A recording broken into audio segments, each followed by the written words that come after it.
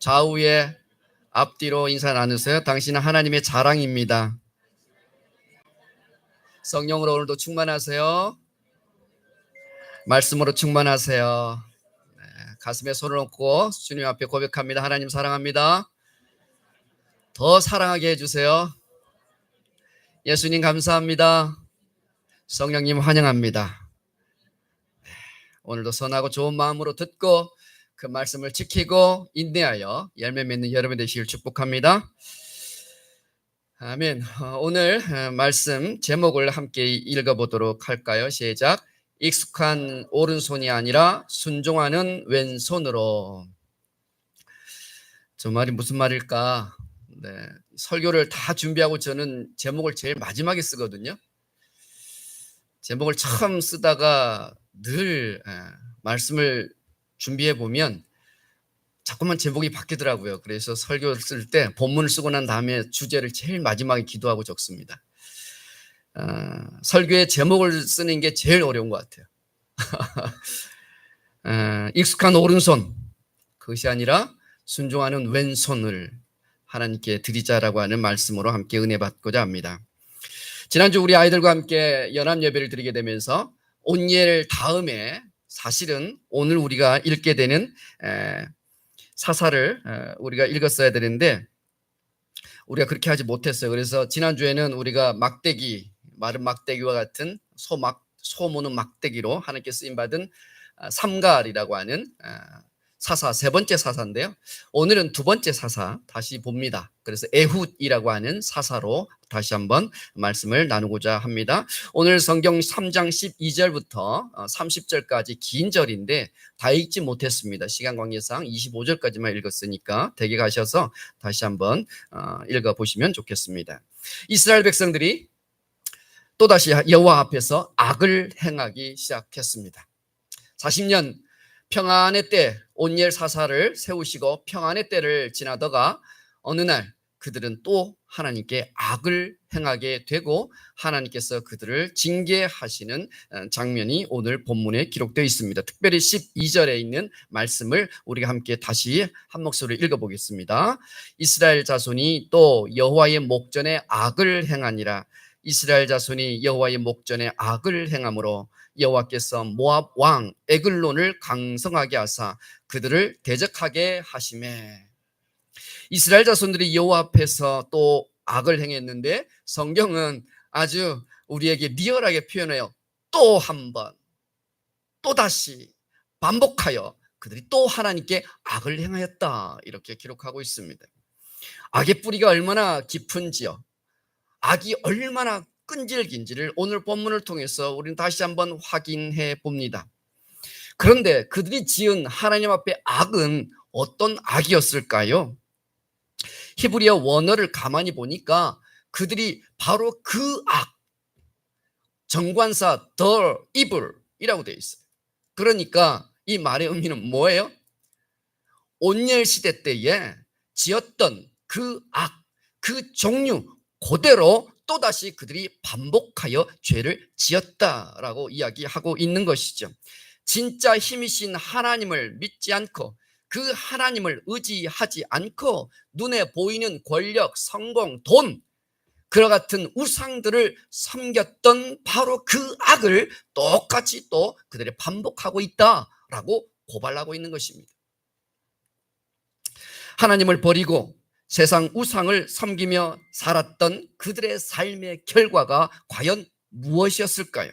오늘 성경 본문에 보니까 종려나무 성읍을 빼앗겼다라고 기록해 두었습니다.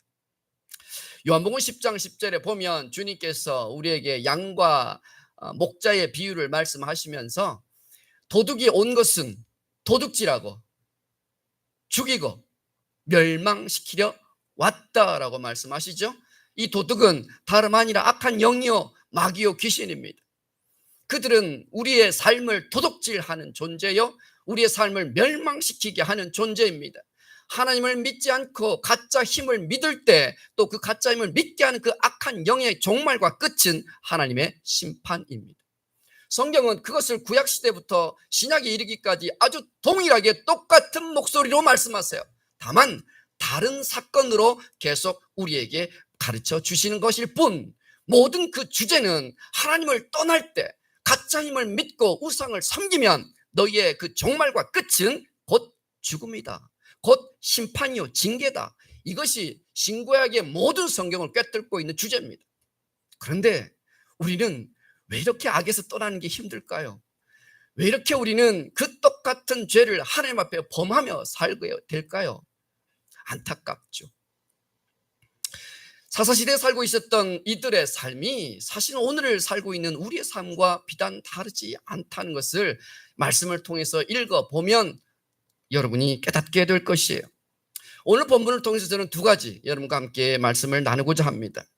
첫 번째는 가짜를 섬기면요, 내가 정말 좋아하는 진짜를 잃게 된다는 사실을 기억해야 합니다. 사사기 3장 13절 말씀 한번 다시 한 목소리로 읽어보실까요? 시작. 에글론이 암몬과 아말렉 자손들을 모아가지고 와서 이스라엘을 쳐서 종려나무 성읍을 점령한지라. 이번에는 온니엘 사사 때는 구산 리사다임을 만났는데 오늘은 모압 왕 에글론이라고 하는 존재가 나타나서는 예루살렘에 있는 그 여리고를 차지하는 이야기가 등장합니다. 종려나무 성읍은 다름 아니라 여리고 성읍을 뜻합니다. 왜냐하면 여리고 성읍에 종려나무가 많았기 때문에 그렇습니다.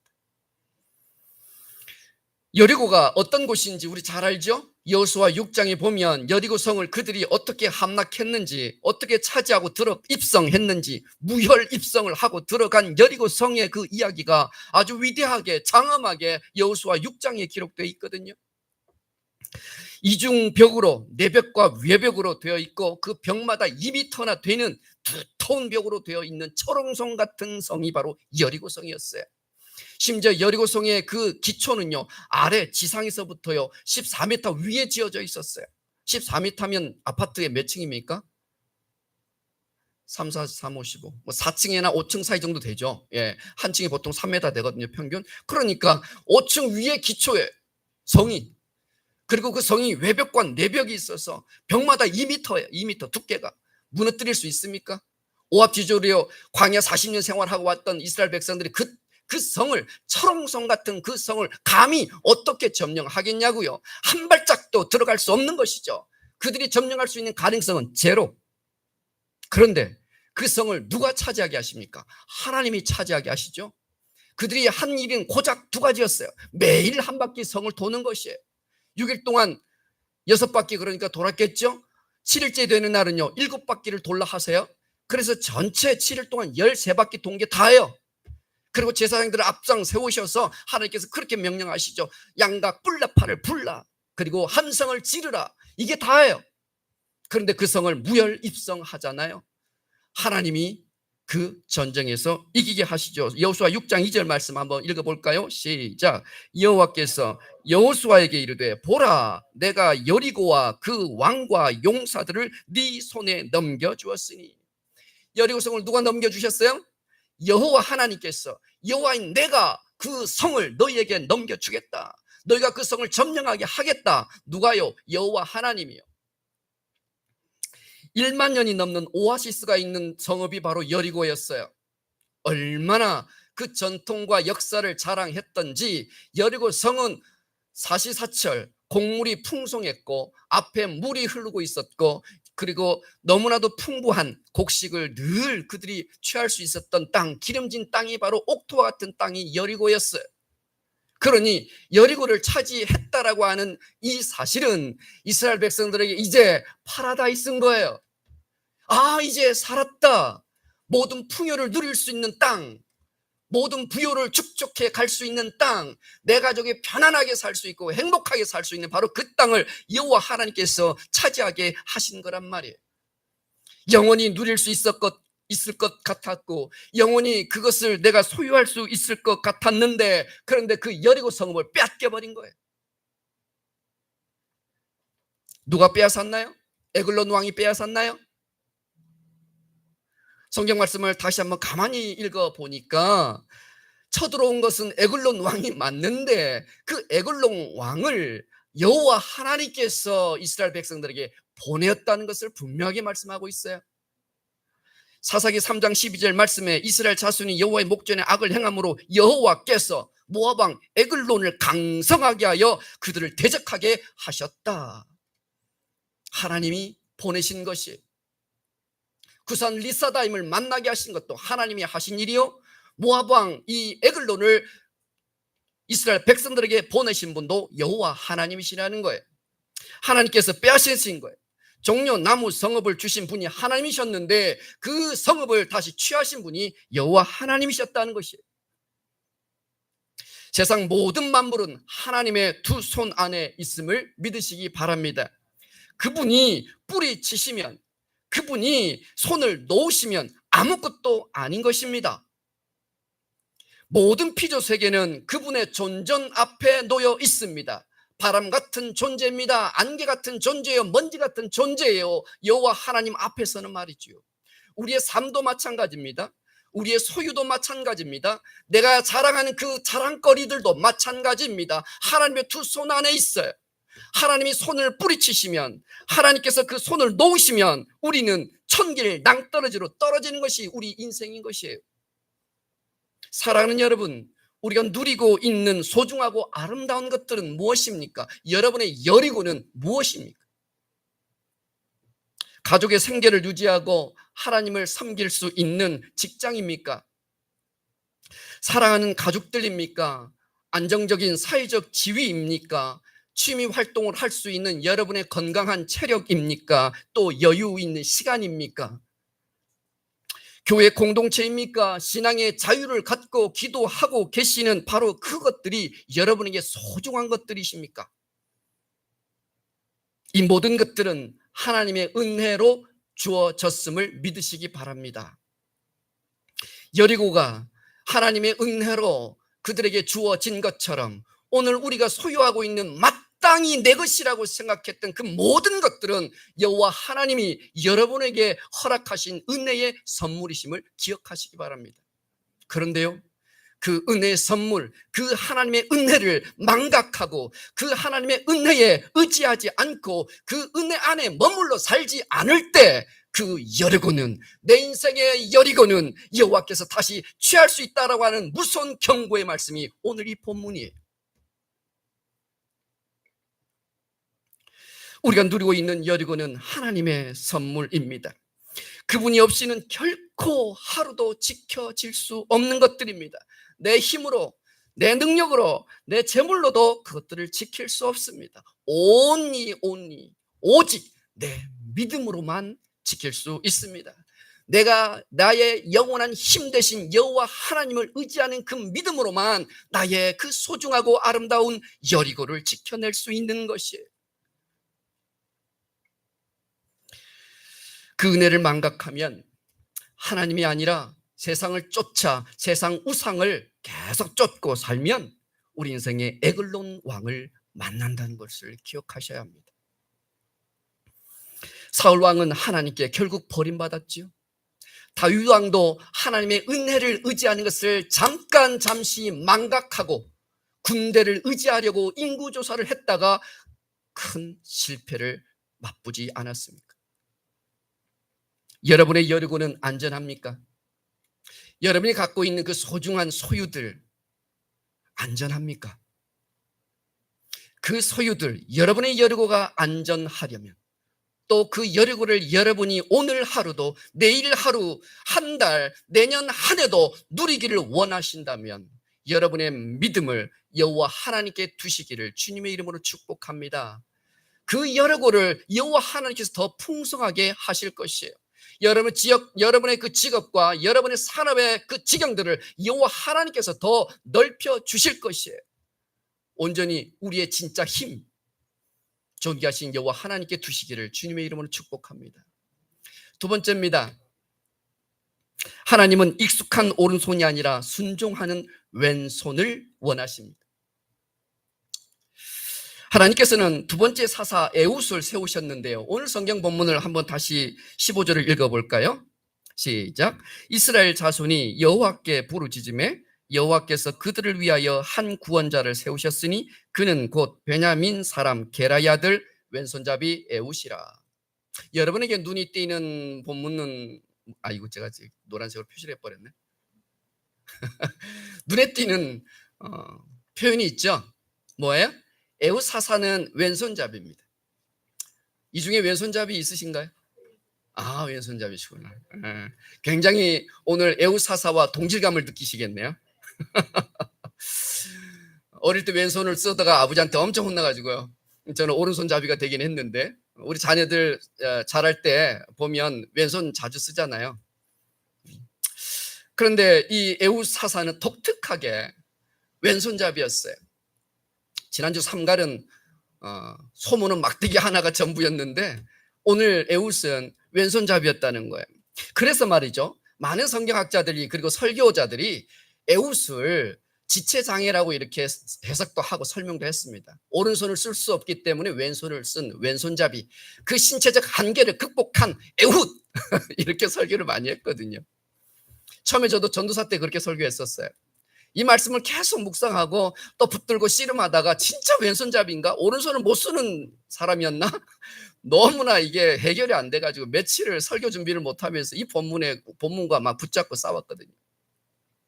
초창기 해석은 제가 이야기했던 바대로 오른손을 쓸 수 없기 때문에, 오른손에 장애가 있기 때문에 이 신체적인 한계를 극복하기 위해서 왼손을 주로 썼던 왼손잡이 에웃이라, 그렇게 초창기 해석은 그래 왔는데 최근에 해석은 좀 다릅니다. 그는 양손잡이였다라는 해석을 합니다. 저도 이 두 번째 의견에 동의합니다. 왜냐하면 두 가지 사실을 여러분께 정리해서 말씀드릴게요. 이 에웃은요, 베냐민 지파입니다. 베냐민 지파 가운데요, 기브아 전쟁에서 사사기 20장에 보니까 이런 표현이 있어요. 이 모든 백성 중에 택한 군사 700명은 왼손을 쓸 수 있는 자라. 물매로 돌을 던지면 머리털도 틀리지 아니하였다. 이 700명 군사가 누구냐면 베냐민 지파의 군사들입니다. 굉장히 역사적으로 고대 사회까지 거슬러 올라가면요, 요즘에 병과라고 하죠. 남자들 군대 가면 병과가 있습니다. 그 병이, 저는 보병이고 입대 왔을 때는 보병인데 군 생활을 하면서 통신병으로 바뀌었거든요. 그런데 군대의 그 병과 가운데 보병도 있고요, 포병도 있고요, 또 운전병도 있고요, 행정병도 있고, 이렇게 병과들이 여럿 있는데요, 고대 사회부터 있었던 병과 하나가 뭐였냐면 투석병이었습니다. 돌을 던지는 거예요. 여러분, 물매를 던진 다윗 이야기 아시죠? 다윗이요, 그냥 지 혼자 그렇게 한 게 아니고요, 고대 전사들, 용사들 가운데에 이 투석에 아주 능한 병사들이 있었습니다. 투석병을 활을 쏘는 사람들과 제일 전방에 배치시킵니다. 여러분이 그 자료를 찾아보시면 투석병요, 200m 전방에 있는 사람도 맞춘대요. 이거 던지는데 고무총, 새총 가지고 많이 놀았는데 어릴 때 그거 앞에 있는 참새 한 마리도 못 맞췄거든요. 그런데 이 투석병은요, 얼마나 나면서부터 훈련을 시킨답니다. 어릴 때부터. 그래서 매번 돌팔매질을 하는 거예요. 그런데 이 돌팔매질이 200m 앞에 있는 사물까지 정확하게 갖다 맞춘대요. 베냐민 지파 가운데 700명의 용사가 바로 왼손잡이였어요. 왼손으로 투석하는 투석병들이었다 이 말이에요. 에웃은 어느 지파예요? 베냐민 지파예요. 그렇다면 그도 역시 왼손을 잘 쓰는 용사였을 가능성이 높습니다. 두 번째, 70인역이라고 하는 성경 버전이 있거든요. 우리는 잘 보지 않지만 신학 공부하는 사람들이 이 버전을 많이 봅니다. 그런데 70인역은 히브리어를 헬라어로 번역한 성경이에요. 많은 히브리 조상들이 히브리어를 썼는데 후손들이 히브리어를 잃어버리니까 잘 읽지 못하니까 헬라어로, 당시에 유행했던 헬라어로 번역한 책이 70인역이라는 성경이 있어요. 거기에 보면 이 에웃을 어떻게 번역해 놓았냐면 양쪽이 다 오른손인 사람, 이렇게 돼 있어요. 생각해 보세요. 양쪽이 다 오른손이라면 무슨 뜻이에요? 양손잡이란 뜻이죠. 왼손도 오른손처럼 잘 쓸 수 있는 사람이라는 뜻이니까 오른손을 못 쓰는 장애인이 아니라 왼손을 오른손처럼 쓰는 사람, 왼손도 능숙하게 사용하는 사람, 왼손도 정밀하게 전투에 나가서 전투 능력을 발휘할 수 있는 능숙한 사람, 이 사람을 일컫는다 이 말이에요. 그러니까 에훗은 장애인이 아닙니다. 에훗은 양손잡이인데 오른손보다 왼손을 더 잘 활용할 수 있는 능력을 갖춘 사람이라 이런 뜻입니다. 그래서 성경은 굳이 우리에게 왼손잡이 에훗이라 이렇게 소개하고 있는 것이에요. 당시 왼손은 주목받지 않았던 시대예요. 오늘날도 우리 부모님들이 왼손 쓰지 말라 이렇게 이야기하시지만 그 시대도 똑같아요. 용사들은 오른손, 칼을 휘두르고 창을 휘두르는 오른손이 공격하는 손이에요. 힘 있는 손은 오른손입니다. 항상. 그런데 왼손잡이 에훗을 주목할 수 있을까요? 아무도 신경 쓰지 않고 굳이 노력하지 않았던 바로 그때에 에훗은 왼손잡이가 되기 위하여 이 왼손을 갈고 닦은 거예요. 그 왼손을 갈고 닦아서 능숙하게 했던 거예요. 그는 평범한 삶을 포기한 거예요. 익숙한 삶을 포기한 거예요. 편안한 것, 그것을 누리려고 하지 않고 도리어 하나님께 쓰일 날을 기다리면서 왼손잡이 그 역량을 발휘하기 위해서 준비하고 있었던 것이지요. 편안하고 익숙한 것이 아니라 노력하고 땀 흘려서 하나님께 순종하고 하나님께 그 헌신하려고 했던 그것을 이 에훗이 선택했다는 것이요. 나의 유익에 매몰되지 않고 하나님을 위하여 쓰임 받기를 원했던 삶, 그 삶이 바로 에훗이었다는 것입니다. 에훗의 왼손은 하나님께 헌신하는 손이었어요. 하나님께 드리는 손이었어요. 그 에훗의 총체적 삶을 오늘 왼손잡이 에훗이라고 이렇게 말씀하는 것입니다. 에훗의 이름이 굉장히 특이하거든요. 에후드. 원래 히브리어는 에후드예요. 에는 어디에 라는 뜻입니다. Where? 어디에? 후드는 영광입니다. 영광이 어디에 있는가? 그의 이름은, 에훗의 이름은 영광이 어디에 있는가? 우리 인간의 영광은 어디에서 보는가? 우리 인생은 어디에서 하나님의 영광을 볼 수 있고 하나님의 영광을 만나는가? 이것의 이름이 에훗이에요. 에훗은 그것을 평생 질문하며 살았어요. 평생 하나님 앞에 그것을 묵상하며 살았어요. 그래서 그는 인생의 답을 발견한 것입니다. 우리 삶이 하나님의 영광을 만나려 하거든 내 인생을 여호와께서 사용하실 때, 내 인생을 여호와께서 쓰실 때, 그때 우리는 하나님의 영광을 본게 된다라고 그 인생은 알았던 것입니다. 그래서 그는 평생 여호와 하나님께 자기의 삶을 드리기 시작하고요, 하나님께 헌신하는 삶을 살아냈습니다. 많은 이스라엘 백성들, 동족들, 백성들은 여호와 하나님을 섬기는 대신에 누구를 섬겼어요? 우상을 섬겼죠. 당시 에글론을 18년 동안 섬겼다고 성경 기록해요. 그러니 18년 동안 에글론 왕이 섬겼던 그 그모스라고 하는 신이 있어요. 위에는 동물이고 아래는 사람이고 뭐 이렇게 된. 그래서 이 그모스 신을 동족 백성들은 섬기고 살았단 말이죠. 그런데 이 에훗은 평생 그것이 아니라 하나님을 섬기며 살았던 것입니다. 바로 그럴 때 우리 인생을 하나님께서 사용하실 때 그 하나님의 영광이 우리 가운데 임한다는 것을 그는 알았기 때문이죠. 그래서 그는 끊임없이 하나님께 쓰임받기 위해서 왼손잡이로 훈련했던 것입니다. 하나님은 바로 그 에훗의 마음을 보셨어요. 준비되고 헌신된 그 인생, 그의 땀, 그의 노력을 보신 것이죠.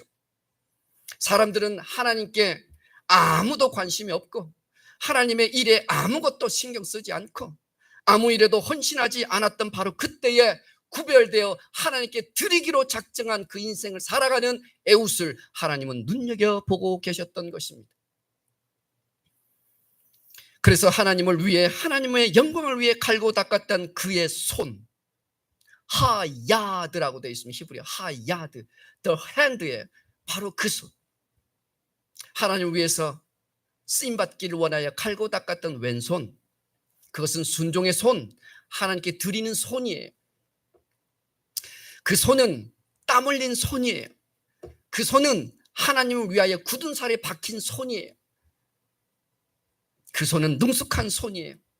바로 그때 하나님께서 에훗을 부르시는 거예요. 준비된 에훗, 하나님께 마음을 드렸던 에훗, 바로 그날이 온 거예요. 한 번에 에글론 왕을 쓰러뜨릴 수 있는 호기가 온 것이에요. 거기에 바로 에훗 사사를 하나님께서 부르신 것입니다. 오늘 성경 보니까 사사기 3장 20에서 22절에 이렇게 표현되어 있는데, 제가 먼저 읽고 여러분이 뒷절을 읽을게요. 그가 에글론 왕을 찾아갑니다. 그들을 억압하고 착취했던 모압 왕 에글론을 처치하기 위해서 에훗이 그에게 들어갑니다. 그를 만나러 갑니다. 왕은 이미 서늘한 다락방에 홀로 앉아 있는 중이라 에훗이 이르되 내가 하나님의 명령을 받아 왕에 아랠 일이 있습니다 라며 그 왕에게 가까이 다가가는 에훗이 이제 어떤 행동을 취합니까? 21절 22절 함께 읽겠습니다. 시작. 에훗이 왼손을 뻗쳐 그의 오른쪽 허벅지 위에서 칼을 빼어 왕의 몸을 찌르매 칼자루도 나를 따라 들어가서 그 끝이 등 뒤까지 나갔고 그가 칼을 그의 몸에서 빼내지 아니하였으므로 기름이 칼날에 엉켰더라. 이게 지금 무슨 표현이에요? 에훗이 에글론 왕을 처치하기 위해서 왕과 지금 독대하고 있는 거예요. 모든 신하들 다 내보내고 독대하는 것입니다. 왕실에 들어가서 다락방에 서늘한 곳에서 쉬고 있었던 에글론 왕 앞에 가서 잠시 그에게 할 말이 있노라고 거짓말을 하고 지혜를 발휘하고, 그래서 그 앞에 가까이 다가갑니다. 아무런 의심을 하지 않아요, 에글론 왕이. 그런데 갑자기 에훗의 왼손이 움직입니다. 에글론 왕이 만일에 에훗이 오른손잡이였다면 의심했을 거예요. 왜요? 당시에 용사들은 다 오른손잡이였거든요. 칼을 쥔 손은 다 오른손이었거든요. 살해하는 손은 다 오른손이거든요. 힘 있는 손은 오른손이거든요. 그런데 왼손을 움직이니까 에글론 왕이 아무 의심을 하지 않았던 것이에요. 바로 그때 한 칼에 단 한 방에 그를 찌르며 하나님의 원수를 갚게 됩니다. 에글론 왕을 처치할 수 있는 그 바로 한 방, 그것은 오른손이 아니라 왼손이 필요했던 것이지요. 바로 왼손잡이 에훗이 그렇게 쓰임을 받은 것이에요. 하나님께서는 에훗에게 그 이름에 걸맞게 평생 사모하고 기다렸던 그 이름에 걸맞게 영광을 경험하게 합니다. 하나님의 영광을 가져오게 합니다. 하나님의 영광을 백성 가운데 보여줍니다. 하나님의 구원과 하나님의 승리를 그 백성들에게 보여주는 인생이 되게 하십니다. 그것이 바로 에훗 선지자입니다. 사랑하는 여러분, 하나님 지금도 우리의 왼손을 찾고 계십니다. 내 만족을 위해서 사용하는 익숙한 오른손이 아니라요, 하나님께 순종하는 왼손요, 하나님께 드리고 싶은 왼손요, 하나님께 헌신하는 왼손을 하나님 지금도 찾고 계십니다. 하나님의 영광을 보게 하고 백성들을 구원하고 공동체를 살릴 수 있는 왼손, 하나님께서는 그 왼손을 기다리고 계십니다.